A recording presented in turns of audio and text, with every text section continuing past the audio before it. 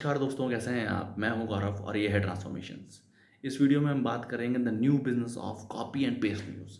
आजकल ये बहुत चलन में है copy and paste news. News एक बहुत बहुत बहुत इंपॉर्टेंट रोल प्ले करती है overall as a society development में। आज भी देश का युवा हो या एज ए सिटीजन हो या नागरिक हो, न्यूज़ को बहुत इंपॉर्टेंट तरीके से देखता है, समझता है या एक इन्फॉर्मेशन लेता है कि देश में क्या चल रहा है या हमारे राज्य में क्या चल रहा है, या उस पर्टिकुलर इन्फॉर्मेशन जो न्यूज़ के थ्रू आई है या न्यूज़ प्लेटफॉर्म से या न्यूज़ ऐप से उसको मिली है, वो उसकी ज़िंदगी में बहुत बहुत बहुत इंपॉर्टेंट रोल प्ले करती है।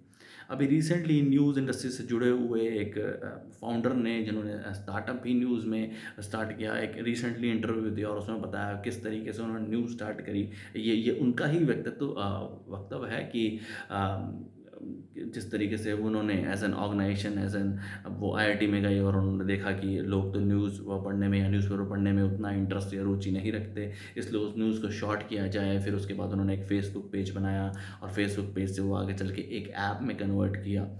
तो इतने में भी कोई इशू नहीं है, लाइक न्यूज़ को एक शॉर्ट फॉर्म्स में या न्यूज़ को शॉर्ट वे में अब ज़रूर लोगों के सामने प्रस्तुत किया जा सकता है, वो भी कोई इश्यू ऑफ कंसर्न नहीं है। बट जब उनसे ये पूछा गया कि आपकी न्यूज़ की क्रेडिबिलिटी क्या है या आपकी न्यूज़ की ऑथेंटिसिटी क्या है, तो ऐसा वो खुद ही बताते हैं कि और न्यूज़ पोर्टल से हम न्यूज़ लेते हैं, उनको शॉर्ट में करके और अपने पोर्टल्स पे डालते हैं और इस तरीके से अपनी ऐप्स पर और अपनी वेबसाइट्स पर और इन सब चीज़ों पे डालते हैं।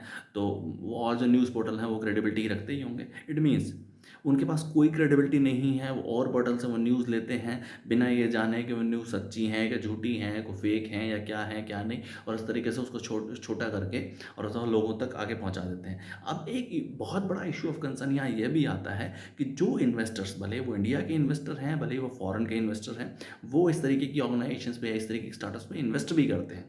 ऐसा वो खुद ही बोलते हैं कि हम एक प्रॉब्लम स्टेटमेंट समझते हैं और प्रॉब्लम स्टेटमेंट को लेकर उसको जो सोल्यूशन कर रहा होता है उसके ऊपर हम इन्वेस्ट करते हैं। इसमें आपने कौन सी प्रॉब्लम स्टेटमेंट समझी थी कि किसी और पोर्टल से न्यूज़ या कोई भी इस तरीके की इन्फॉर्मेशन लेना, उसको छोटा या बड़ा करना या इलेबोरेट करना या छोटा करना और अपने पोर्टल में लगा के उसको आगे फर्दर एज अ पब्लिक पे देना विदाउट एनी क्रेडिबिलिटी। ये न्यूज़ जैसी चीज़ जो बहुत बहुत बहुत ज़्यादा क्रेडिबल है, उसको इस तरीके के प्रॉब्लम स्टेटमेंट सॉल्यूशन किया जाएगा क्या?